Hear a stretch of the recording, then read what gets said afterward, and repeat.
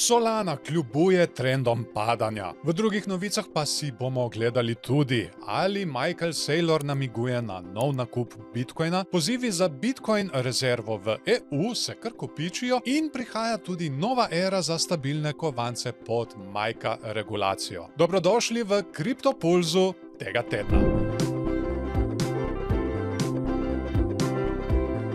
Medtem ko je večina kriptotrga v decembru beležila izgube, je Solana izstopala s svojo močno aktivnostjo na decentraliziranih borzah. Zabeležila je več kot 100 milijard dolarjev obsega trgovanja že drugi mesec zapored, kar je več kot Binance Smart Chain in Ethereum. Najbolj priljubljena DEX-a na Solani sta skupaj dosegla 83 milijard dolarjev obsega trgovanja, kar kaže na vedno večjo priljubljenost in učinkovitost Solaninega omrežja. Kljub temu pa cena Solane še ni odrazila te aktivnosti, saj je v zadnjem mesecu padla za 20%. To neskladje med verižnimi podatki in tržno ceno odpira vprašanje o dolgoročni stabilnosti in potencialu tega blockchaina. Poleg tega sem slišal, da ogromno teh transakcij izvajajo boti, tako da bo še zanimivo spremljati, kako se bo ta zgodba razvijala še naprej. Michael Saylor, soustanovitelj MicroStrategy, je znova pritegnil pozornost kriptoskupnosti z objavo grafikona na platformi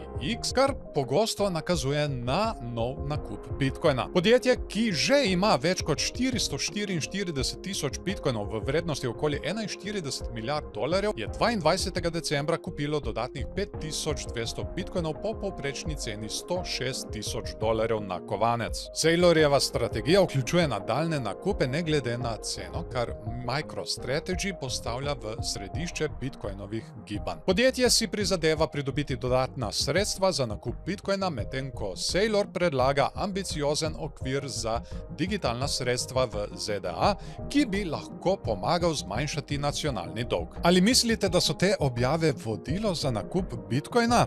Komentirajte spodaj. Upam, da so ti naše novice do zdaj všeč, in če so ti, pritisni všeček, komentiraj spodaj in seveda ne se pozabiti naročiti na naš kanal, da ne zamudiš naslednje epizode. Christian Lindner, nekdanji nemški finančni minister, je poudaril, da bi morale Evropska centralna banka in nemška Bundesbank razmisliti o vključitvi Bitcoina v svoje rezerve. Po njegovem mnenju kriptopremoženje predstavlja pomemben del globalnega bogastva in bi lahko okrepilo odpornost rezerv. Lindner je opozoril na ameriški napredek v kriptopolitiki, kjer razpravljajo o vključitvi digitalnih sredstev v rezerve centralne banke. Dodal je, da mora Evropa slediti tem trendom in razviti celovito strategijo za Bitcoin, ki bi lahko vključevala izdajo Bitcoin obveznic in prilagoditev regulativnega okolja za spodbujanje inovacij. Ponavadi Evropa kar sledi trendom iz Amerike. Bomo videli, če bo tudi tokrat tako. Z začetkom veljavnosti regulacije MiCA v Evropski uniji postajajo stabilni kovanci vedno bolj privlačni za tradicionalne banke in fintech podjetja. MiCA prinaša jasne smernice za izdajo in uporabo stabilnih kovancev, kar povečuje njihovo uporabnost v tradicionalnih in decentraliziranih finančnih sistemih.